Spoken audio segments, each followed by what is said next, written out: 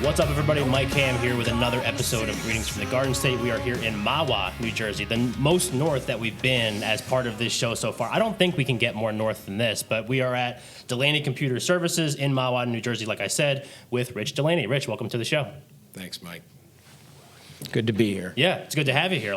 We could go about another 3.5 miles, by the way. 3.5 miles. That's all we got, and then we're done. And then we're in New York. Right, and we don't do New York because this is obviously a New Jersey focused podcast. So, this, like we were kind of talking about before, this is going to be a little unique as far as like the guests that we've had on. So we've obviously had on, food service industries. We've had on, a lot of different kinds of businesses and people on this show. But today we're at a computer services company. So let's kind of talk about what you guys do so we can kind of define it right out of the gate, and then we can kind of expand on that as we progress through this episode. Okay. So we are what's known as an MSP, which stands for Managed IT Service Provider. So we're an IT company that provides an outsourced IT service for small through mid-market sized businesses throughout the Metro New York, New Jersey region. There are a lot of small businesses in this area, as you know, that maybe have under 100 employees, and it really financially doesn't make sense for them to employ internal IT resources. Right. So they outsource it. I guess in the old days, it was like you would just get an IT guy, and it was kind of like some nerdy tech guy that kind of drove around in his car and, showed up when things were broken and fixed it and whatnot. But obviously technology's evolved massively, Sure, especially in the last 10 years to the point of, the cloud and its pervasiveness in our everyday life. So the need for technology management is even gone beyond being able to get, let's say, a contractor to help you on occasion with stuff if you run a business, especially if you have, 10 employees, 20 employees. Your needs are exponential, but still doesn't really kind of warrant hiring a staff of people, because you would need people with a lot of different technology disciplines to be able to service the technology stack that even the simplest of businesses use today. right. So you'd have to have 5-6 different people to do what we can do, right? Because of our abilities to bring different technologies, cybersecurity, all that. So that's what we do. We do that at kind of a fixed rate that we would contract with a company to do, and we're fully on the proactive side and the managing side, making sure that things aren't slipping through the cracks. Everything from software licensing to day-to-day help desk stuff and all that. Yeah. That's in a nutshell what we do. Yeah, and so are there specific, I know you said small businesses, are there specific industries that you find yourselves working in more so than others? Yeah, well, so because we focus on compliance and cybersecurity, I would say as a specialty, we've gravitated towards the finance and insurance vertical market. So we service small insurance companies, providers, cooperative insurers, insurance adjusting firms, people related to that, partly due to sweeping regulations that were enacted about 4 or 5 years ago that is kind of essentially becoming the gold standard for all states. So it started in New York with the New York State Department of Bank, Finance, and Insurance. They implemented something called Cybersecurity Rule 500, which is extraordinarily complex, especially for smaller insurers and cooperative insurers to understand compliance. But that has become the model for every state for the most part. They've all basically taken New York's law and slowly adopted it. And now it's in something like 27 states. New Jersey is short to follow. So we've focused on that vertical because we're very good at providing managed compliance, right? Yeah. So HIPAA also for some of our medical clients could be as simple as NIST 800 or some other compliance standards. But that's where we tend to wind up. Although we have clients, because we've been around for, this thing kind of started over 20, where were we at, 95 is when we started. So we have clients that, are surveyors and engineering firms and small construction firms, but, our major focus is around that insurance vertical at this point. Yeah. Is it tough keeping up with all those different compliance things, or is it something where kind of like maybe they don't roll out fast, like too fast? I mean, how do you keep yourself abreast of all those things?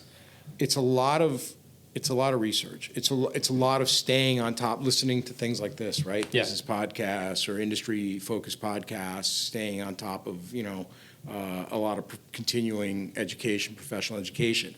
Now, the good thing that the way it's manageable, because there are new standards all the time, new laws, New York, New Jersey, they all have implemented things like the SHIELD Act for New York, which is a law that protects consumer privacy, right?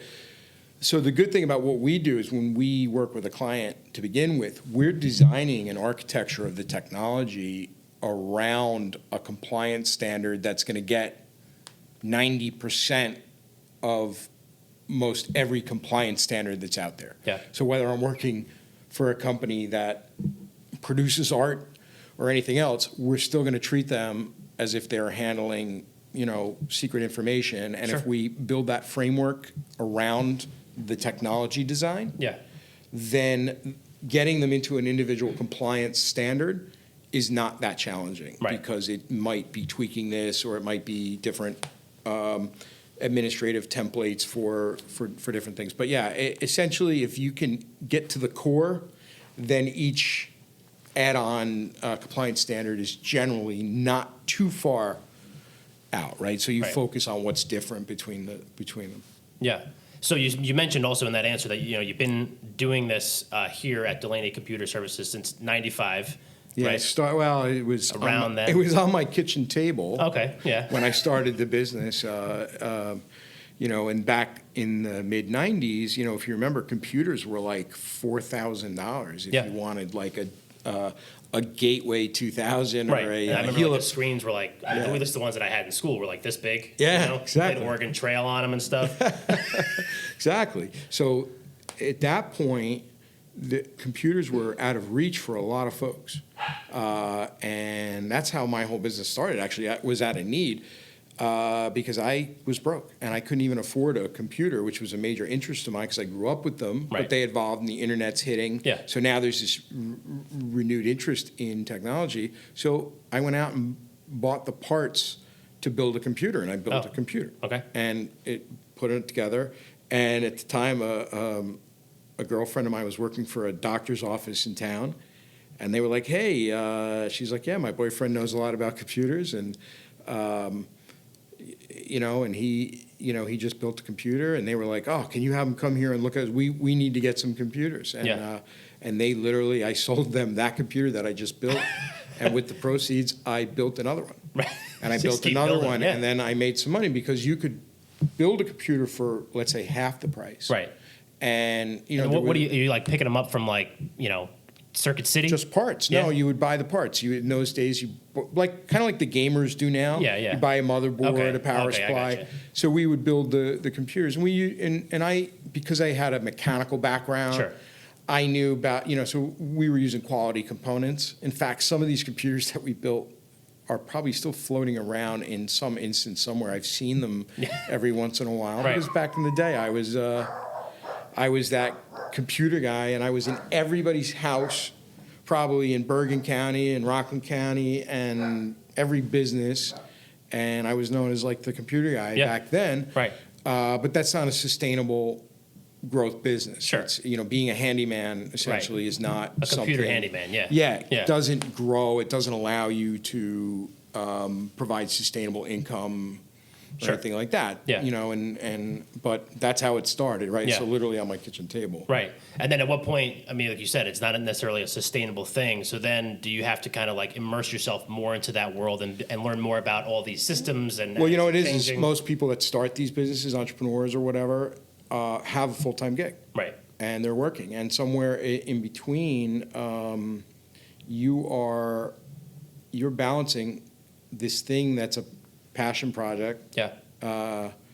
And what's bringing in your income. And somewhere you get to the point where you can't do both. And you jump off and you make a decision to basically, and I left a really nice job where I was very comfortable to, cut my salary in half or more. Yeah. Actually, even more than that. It was, and really take a chance Right. to do something, but that's what you do. And then you decide, well, this is my thing. And I worked in technology, so I always had a background in it. So I just had to immerse myself more in it. The compliance thing is a relatively new. If you hear that, yeah, that's my dog. He's just being obnoxious. This is shooting on location. We are definitely live. We have There's a dogs. dog-friendly office. And you can see. You can see him yeah. If you're watching us on YouTube right now, you can see Cooper, right? That's Cooper. Cooper yeah. at the door. And he's What's up, actually the CEO. Yeah, he's of the CEO, company. and he needs the room for a meeting. Come on in. What's up, Coop? How you doing? Welcome to the show. He's took your chair. Yeah. No, seriously, you can't sit in my chair. Get. So for real, we do have a dog-friendly company. Yes, as we can see. Between 4 and 6 dogs on any given day here. And it's interesting. It lightens the mood. Yeah. They can be a pain in the butt, and they know to bark when we're doing things. Of where course. we need to be quiet. Yeah. Yeah. So anyway, I forgot where we were before. Yeah, no, we're just kind of talking about kind of adapting to going from just building computers to the kind of the service end, and right. kind So of it's expanding with the time. it's immersing, right? So Yeah. and really to talk about that, you have to kind of understand this whole evolution of technology. So it went from if you roll the clock back to 95, 96, 98, Yeah. businesses had computers, but the interesting thing is like your stack of knowledge to be an IT professional was about this wide. Right. You need to know how to build a computer, fix a computer, install operating systems, basic security, put an antivirus on, set up a server, install maybe QuickBooks on Sure, it. right. And that was kind of the limit. Or maybe they had email and you set up email and it was what it was. So that stack was about this by comparison to the breadth of knowledge that to do the same job today requires this. Yeah, could be like the size of this room. Right. The pervasiveness of technology has grown so exponentially and infiltrated your business without you even knowing it. So Right. the stack of knowledge is we have to understand applications, security, especially cybersecurity,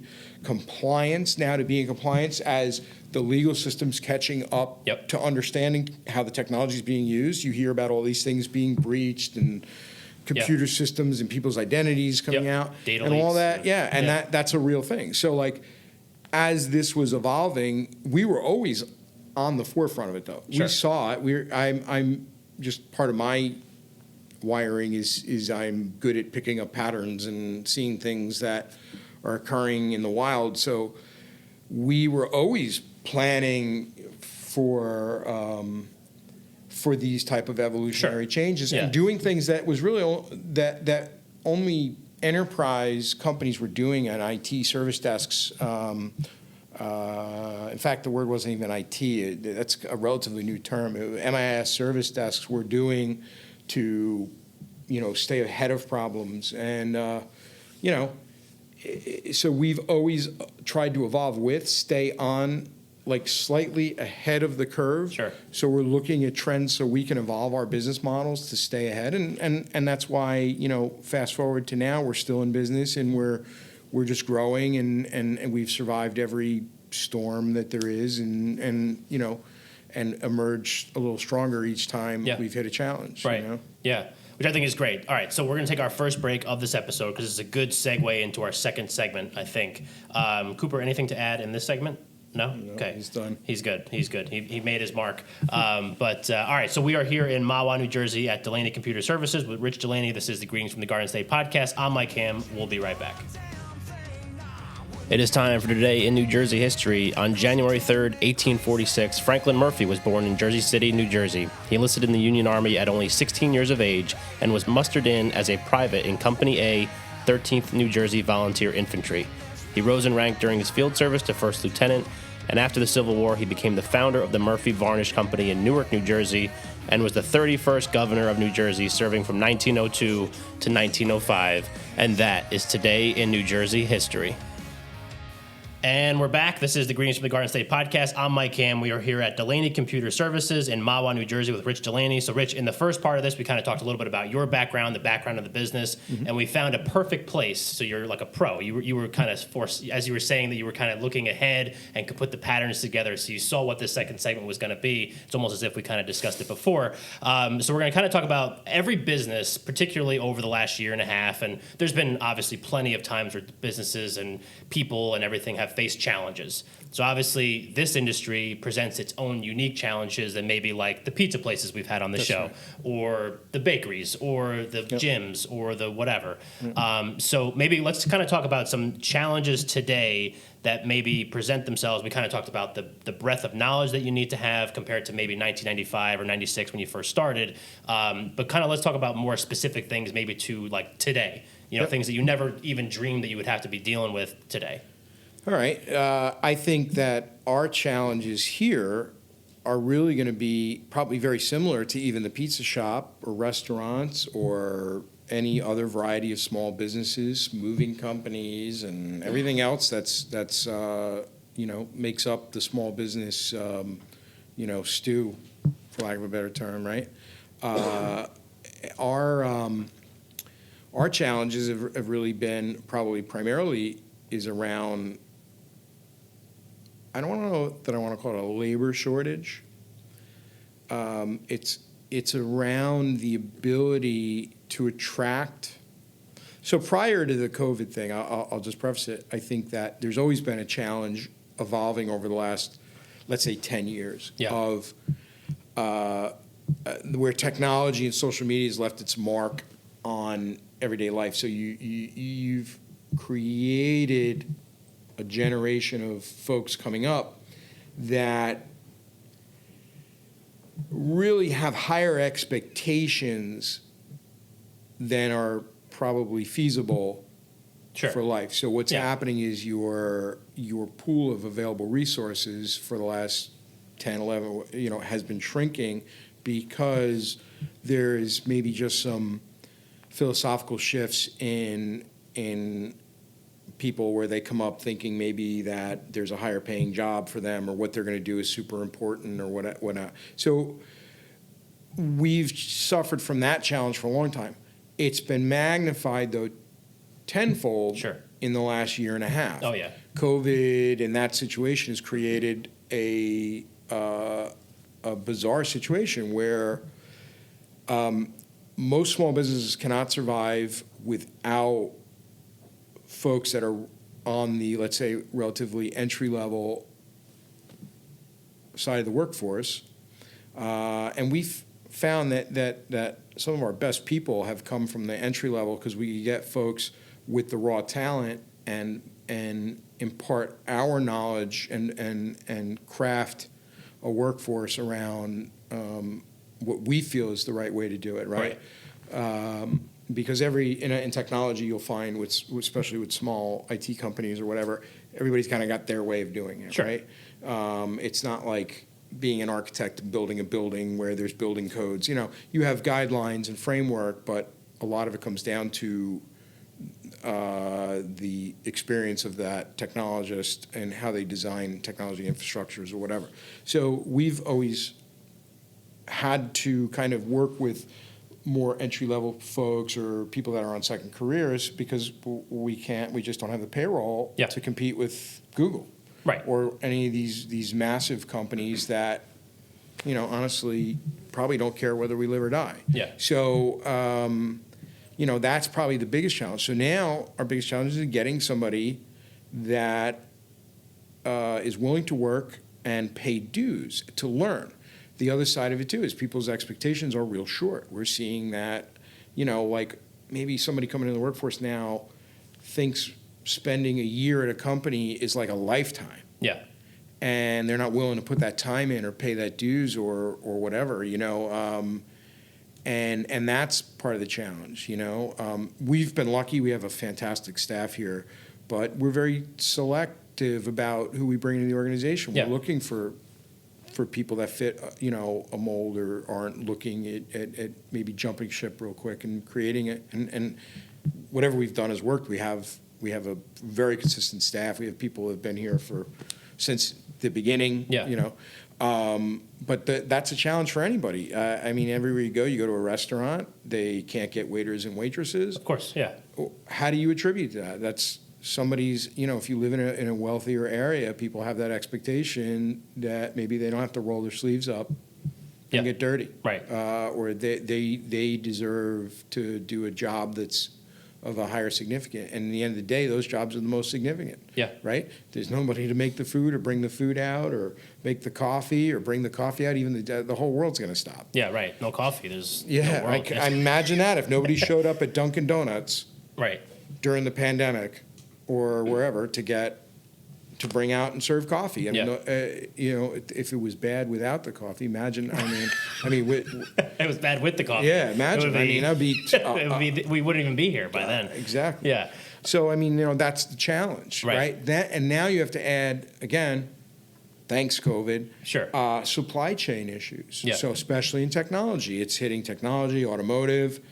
You've heard all about this, but this is a real thing. So we're in situations now where we have clients that are ready for equipment refreshes, right? Okay. So one of the things that we do is something called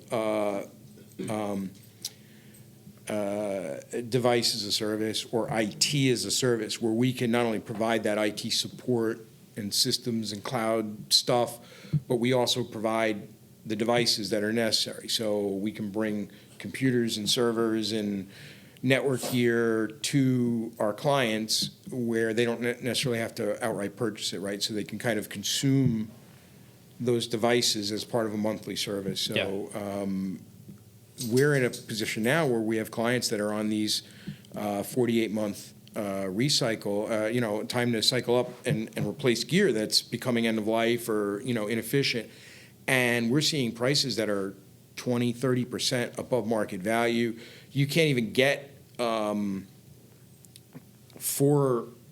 of any kind of computer. Yeah. So like if I got to replace 50 workstations, I don't want 50 different models of leftover computers, right? Right, yeah. So we're hit with that challenge. So not only would people be paying an artificially high price in the to try to do this, so we're trying to find ways now to kind of push that off a little bit and extend the life of some of these devices until, let's say, the market settles down. And Sure. And what I'm hoping is that right now, let's say an artificial inflation bubble, maybe it settles down a little bit. I don't ever see it coming back down Like all the to way. normal, but Right.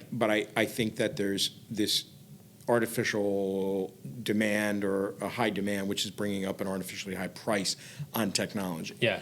Does it accelerate? I'm sorry to cut you off, but does it accelerate that with the need for more people to be working remote or all that kind of stuff? So what we've seen is obviously, so if you go back to 2 years ago, there were so many businesses that might be in a business park, right? And you go in there and there's 40 people that work inside that company, whatever they do. Maybe they make something, solar panels or whatever it is, and there's 40 workstations and 40 desks, and you kind of are managing this kind of relatively neat box. If you got to go, you got all 40 right there.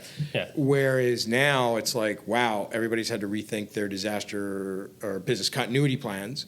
So there's this high demand for laptops, portable computers. Right. And that's kind of put a demand on, the devices that are available. We're actually seeing a resurgence in, let's say, secondary market devices, refurbished equipment or stuff that's off lease that maybe has 2 or 3 more years of life if it's maybe upgraded or whatever. So we're starting to see that as a temporary holdover. But, these are the challenges. It's staffing. Thankfully, it hasn't been business because the economy's still in a building state and people, things are happening. If anything, there's just too much demand and we can't get folks to work the jobs. There's an artificial, I think, draw on salary as well. So there's just like the price for things are up. I could be getting into tangent on economics and basically what happens with inflation and things like that. Sure, right. You create demand and you're creating a draw on salary, but yet the market won't bear the inflation price. So if our salary requirements go up 30%, there's no way that we can raise prices consumer with that draw. So we're going to be in a so these are things right now that we're trying to balance. Like what do we do? Right? How do we retain good people? How do we incentivize those people that are braving it and being here? Because we have a business that because we're in technology, we can work remotely. We need to have people here to turn on the lights and press buttons and go on site and keep this technology running in the background. And kind of that's the other challenge is most people that are looking for a job are like, oh, I'm looking for this cool, comfy job where I can kind of remote from my bedroom, sit on my couch, and nobody really knows what I'm doing during the day. And, and that's a real challenge. We've seen it. We've seen a lot of people doing nothing. Right. Yeah. Of course. And that's and one thing I guess if we learned from this pandemic is this: it's that slackers slack and workers work. Oh yeah, 100%. And it just accentuated that fact. So people that were like marginal before just found a whole new world in working remotely. And those people that you have, and you guys know them, you have these people in your organization, they're just almost workaholics. They're just passionate about what they do.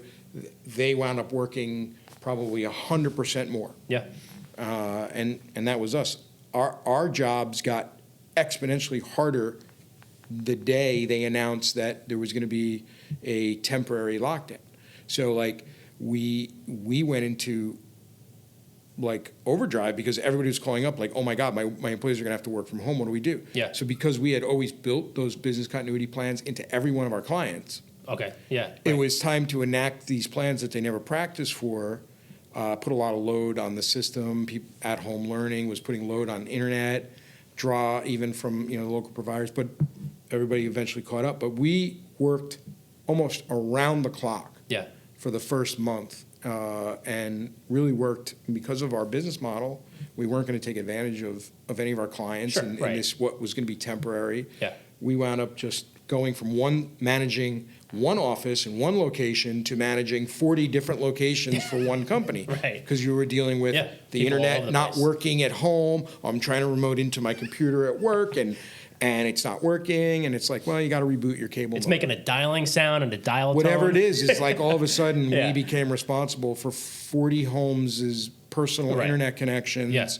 Where nobody ever really put any thought into what kind of router they had. What's wireless? Does it matter if I'm sitting in my attic, but my wireless router is in the basement and I can't get into my work computer? Well, that's the kind of stuff we were dealing with. Was trying to deal with those kind of things. So those are challenges that have finally settled down. People are back to work in offices. I think there's this percentage of folks working remotely, but the demand is still there for laptops and portable computers and stuff like that, and everything that goes, webcams, headsets. We couldn't get any of that stuff. We're authorized, partners with all these like HP, Dell, Lenovo, Cisco, and the distribution channels are just dry. There's just nothing out there, if you notice, people are.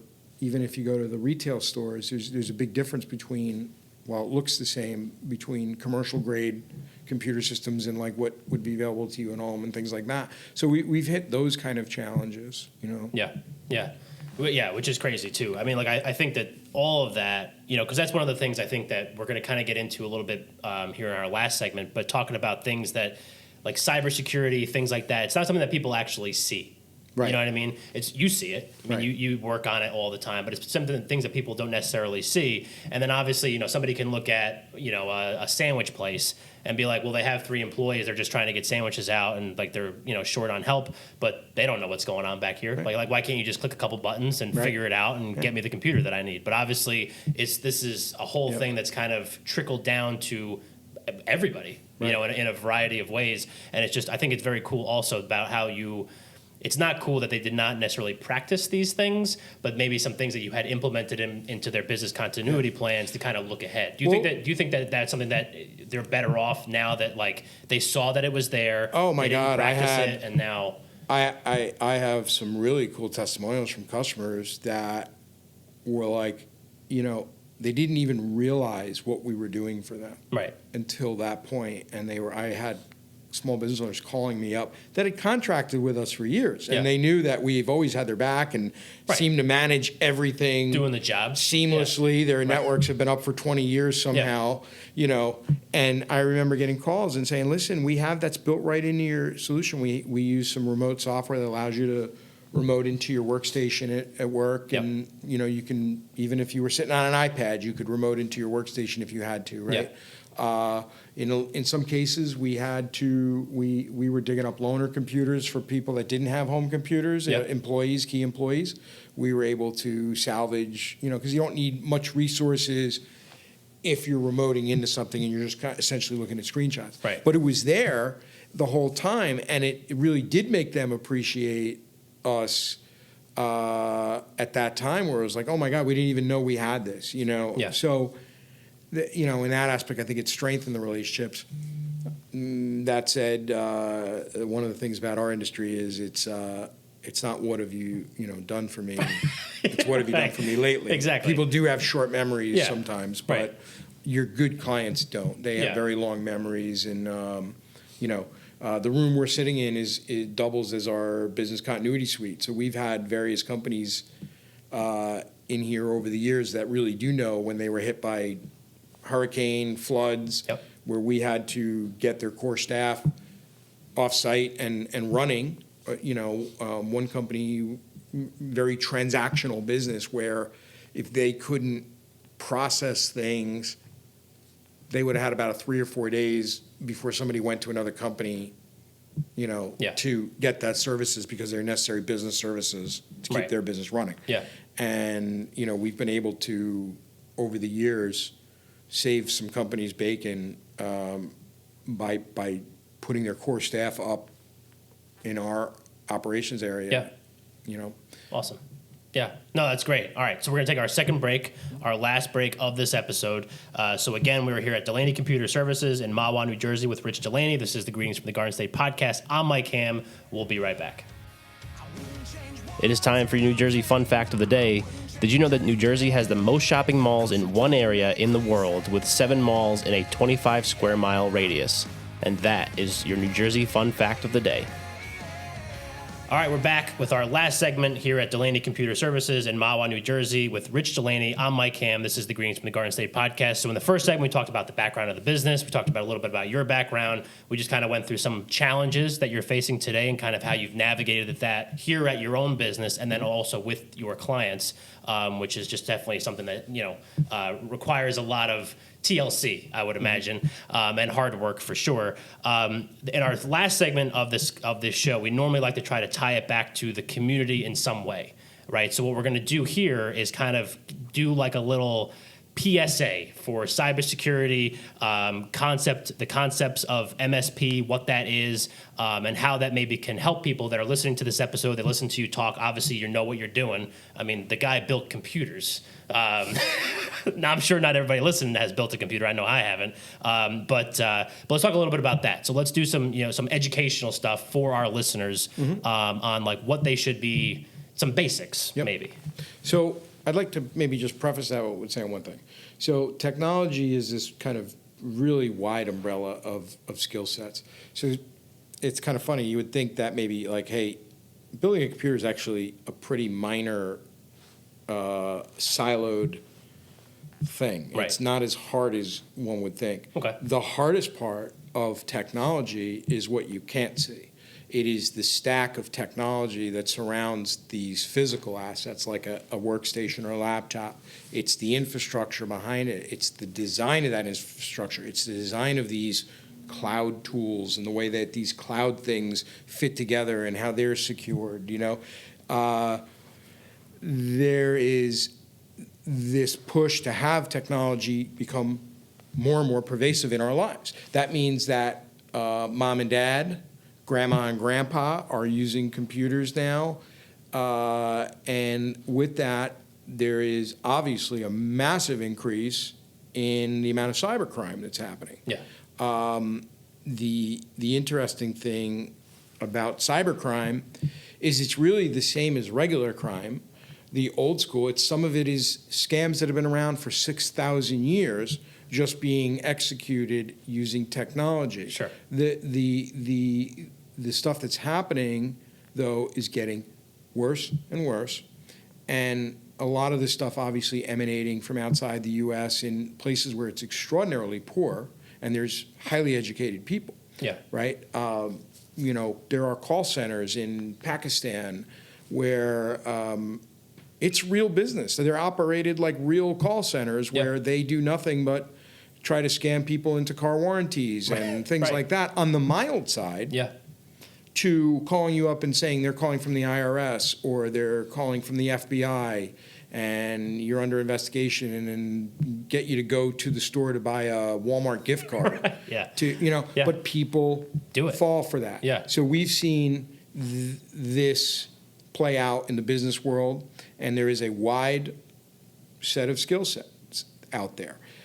The problem with the older generations, I don't mean to be ageist or anything because I'm not a kid, but there is an awful lot of apathy and ignorance that is driving and fueling this extremely lucrative industry of cybercrime. When I say apathy, it's who cares what my identity's worth, right? Who cares if somebody buys my identity or my social security number off of the dark web and uses it to, let's say, get enough information to scam somebody out of their house, maybe take out loans, right? Yeah. This is, it can have devastating consequences, or you might be an unwilling victim in a cyber attack. Hey, shush. He's very passionate about cybersecurity. I know. He is. Well, he heard the magic term because we're so passionate about this.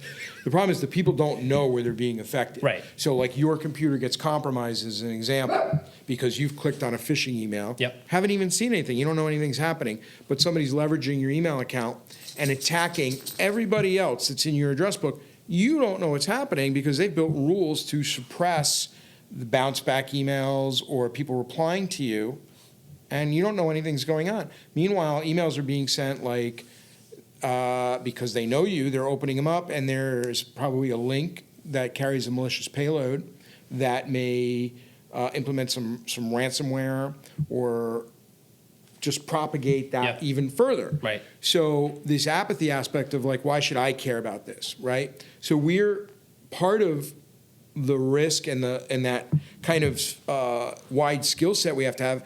Really, the cybersecurity thing ramped up over the last 5-6 years to the point where we've had to be like extraordinarily vigilant and really like almost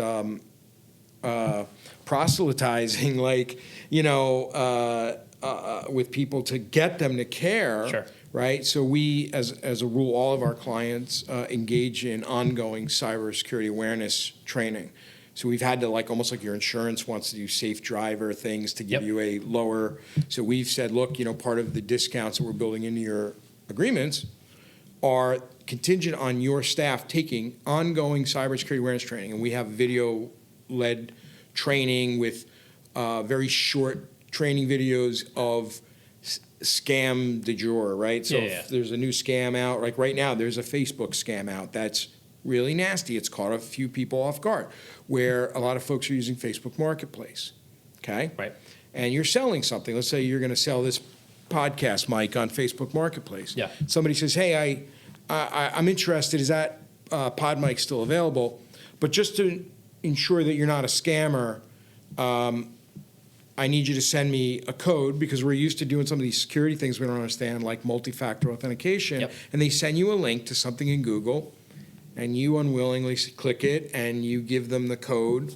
And really what they're doing is they're trying to hack, let's say, your Google account. Yeah. So they can use that and set up, in a lot of cases, a Google Voice telephone account. So they can use it to scam people in those IRS scams or those other, car warranty scams. Yep. This is how it's happening. Yeah. But they found just another threat service, another avenue to trick unwilling people that aren't educated in cybersecurity awareness. So we found that the human firewall is more powerful than any AI-driven firewall, any technology device we can put in a customer to protect them. We found that just even on the education side, the security awareness, not only, and we do it a special way too. We incentivize users to compete for scores and have our clients advise our clients to compensate their employees for keeping a high security score, almost like a FICO score. It's a employee secure score. Yep. And that drives a competition. It almost gamifies it and drives a competition in staff. That slowly starts to change the cybersecurity culture of a company. So on that side, we are so passionate about the proactive aspect of it, because it's hard to explain to somebody. I could do a 3-hour podcast on every type of cybersecurity trick there is, what you can do. But I can tell you, if anything, just as a PSA here, if you do anything today after listening to this podcast, change your passwords and get a password manager to generate complex passwords for each site. Never reuse passwords from service to service, site to site, because once I got the key to one, there's a high likelihood I can get the other. And this is how these things happen, from having your cell phone hijacked from you to everything else. Guessing your PIN numbers is the last 4. Stop answering stupid polls on Facebook about the street you grew up on as a kid, or the last 4 digits of your home phone number when you were a kid. Right. It is amazing to me that people do these things and don't realize they're literally being scammed for the next, being set up for the next scam, and people are building an online dossier of you because your identity is worth more than your life is. Yeah. And it can be parted out and wholesaled and sold on the internet. Things like that. So we're very passionate about it. But that translates into risk for us. Because in the end of the day, our customer is going to say, hey, look, you're our IT guys. Yeah. Why didn't we you got take care of hacked. this? How did that happen? Yeah. And thankfully has never happened to our clients. Right.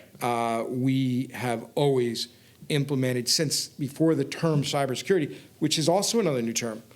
3 years ago, that wasn't a term. Nobody really knew what that was. Yeah. Now they know what cybersecurity is. We're a cybersecurity service.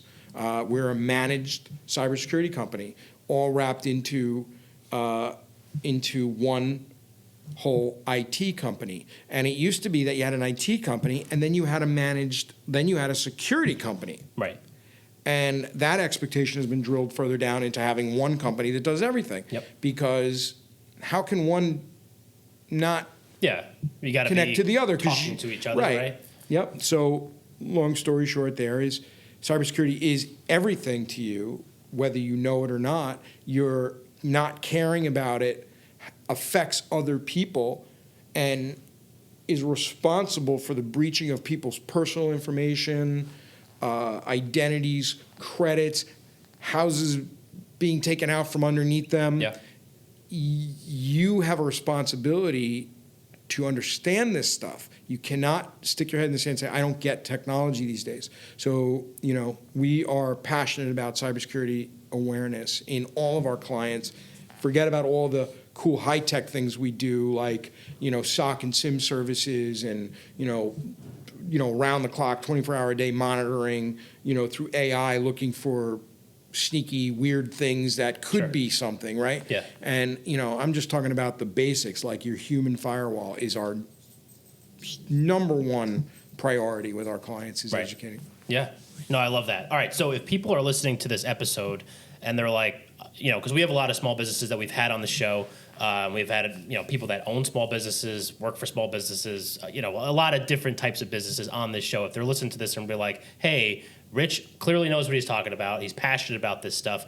What are some ways that they can reach out and maybe start the process of getting you involved in their cybersecurity and their, tech stuff? Right. So that's pretty easy. We're easy to find. Yep. We love that. We love easy to find. Yeah, on the web, dcsny.com. It's easy to get in touch with somebody here. Telephone, it's simple, toll free, 844-TECHIES. Is it TECHIES? Yep. Love it. 844-TECHIES. And, and ask somebody, we can talk to you, find out if there's a fit to be able to help you. But it starts with that. I mean, if you're kind of, a lot of our clients come to us because they've had kind of like a one-man show managing things, that the IT handyman, and they realize this just isn't cutting it, as evidenced by this growth of cybersecurity and all these other things. That's what we're going to, like we're good for companies that have lost productivity. They don't understand. They're spending so much time on losing productivity that they just, oh my gosh. We're live, baby. Yeah. How sad is it that I can't get my phone to stop ringing? This is at the end. We'll edit that part. Yeah, I'm just going to turn it off. No, our clients have kind of been through the ringer, right? So if you're looking for a company like ours, what we're great for is we're tired of doing things incorrectly. Yeah. We're tired of shoestring budgets and putting it together and just kind of having this patchwork of technology. Sure. We're a company that you would contact, and our service mark is actually assess, design, build, secure, maintain. Assess, right? It starts with assessing. Right. Look at the business. How does the business operate? Get in touch with us. We can see if there's a fit. We can look at how your business operates, look at what technology's been implemented, and see what that gap is between where it really should be to create a sustainable technology environment that allows you to do what you need to do, which is make money, run a business, and not mess around with computers and stay up at night worrying about whether your stuff is secure. Yeah.